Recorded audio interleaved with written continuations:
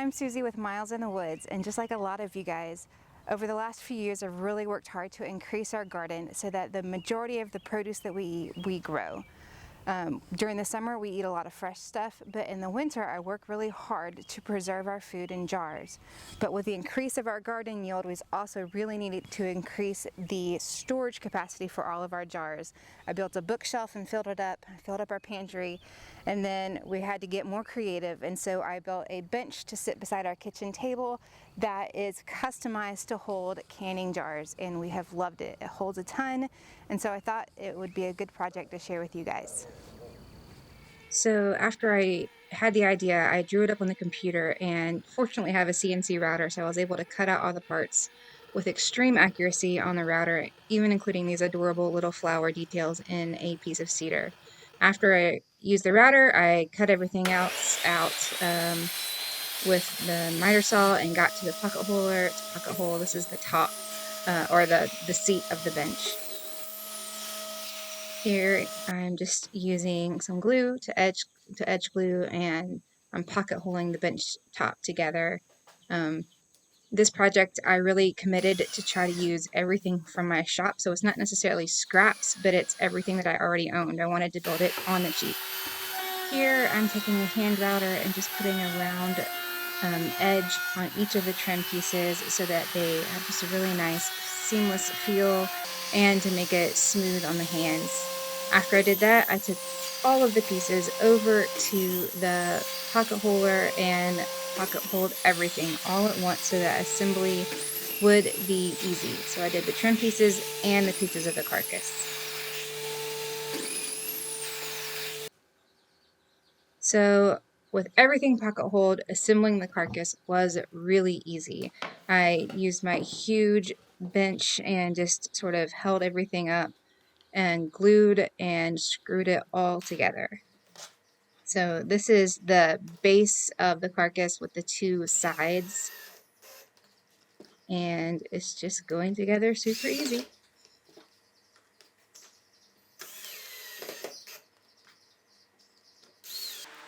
With the base and the sides together, I put a middle support piece in. This is going to provide extra stability and be a good support for some shelves that I'm going to put in.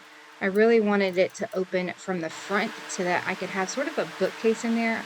A lot of these storage benches open from the top, which is great if you've got big appliances or something, but I needed to store lots of small jars. Here I'm using a stick to act as a measuring piece. It's a 3/4 of an inch, and so I had a bit of a low layover and wanted it to be uniform. So after that, I added in another stability piece to the bottom of the carcass. This provides support so that when kids are sitting on it, it's not going to sag right there in the middle. With the carcass completely assembled, I just flipped it over and set it aside so I could start working on the next piece of the project. Next up, I got to assembling the bench back and the sides using trim and some pieces of plywood that I had cut out. I had little shims underneath these plywood cutouts so that they would easily go together and be nice and uniform. Once all of that was assembled, I attached the sides of the trim through the inside of the carcass and then attached the back to those sides, all with pocket holes. Made it simple, easy, worked really hard to hide those. So I got some nice help, and we worked hard to put it together.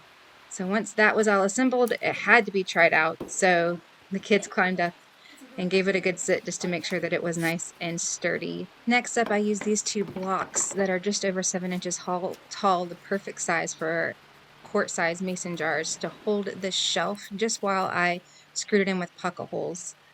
With the shelves installed, I got to building the front of the bench. The idea being that this will swing open underneath the feet of somebody, and it opens to reveal the storage. This is where, a little bit of foreshadowing, things start to go very wrong. But anyway, use a Forstner bit to cut some holes in here for these concealment hinges. But this is when I realized that I had a major, massive design flaw, and the whole thing came to a screeching stop because the hinges didn't work. We tried a couple of different kinds, but it just wasn't a great. So after some frustrated moanings, I decided to take the whole thing apart and rethink it and for another day.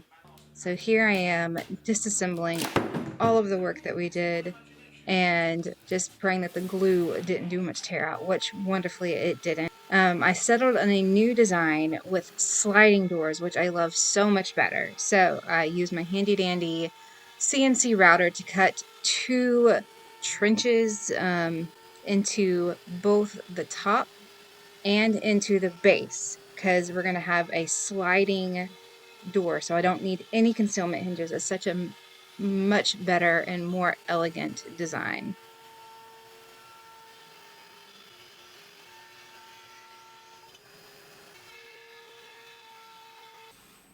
So once that got going, I was able to put everything back together again, just taking my time to do all of the things again. And here's me putting in the support. You can see the trenches there. I did have to cut down the support and the shelves to be able to accommodate the sliding doors there.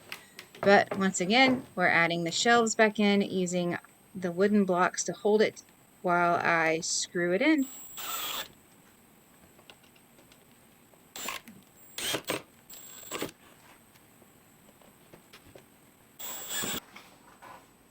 Here I am, just putting the top on, or the bench, I guess, and finally getting to set these doors in. Now, the pocket on the top is just slightly deeper than the pocket on the bottom. That way I can lift it in and set it in and it doesn't fall out. There's room to swing it in, and then it just stays in the channel and it doesn't come out. And it is the best thing ever. I'm so glad that I made the mistake and didn't use concealment hinges, because this is way, way better.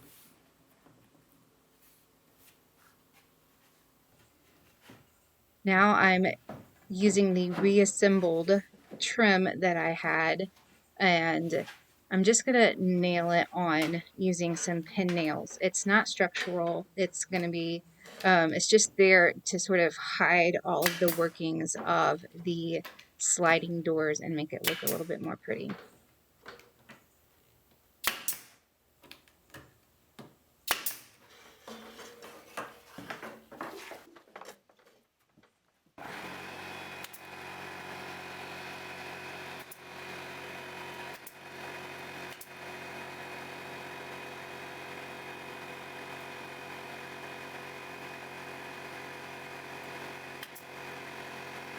And with that, the canning bench is done, and I got a nice helper to help me figure out and make sure that everything works. He tested the sliders and they work beautifully, and I got a thumbs up from a great guy. All that was left was to move it into place and fill it up. And fill up quickly it did, but I was so grateful that we had all the extra storage. We've had it for about 6 months now, and I love it. The kids sit comfortably, and it stores so much stuff. I've never been more happy that my first design failed, because the slider is the winning option. If you have any questions, please feel free to leave them in the comments below, and I will get back as quick as I can. You can always check us out at milesinthewoods.com. Until next time, God bless.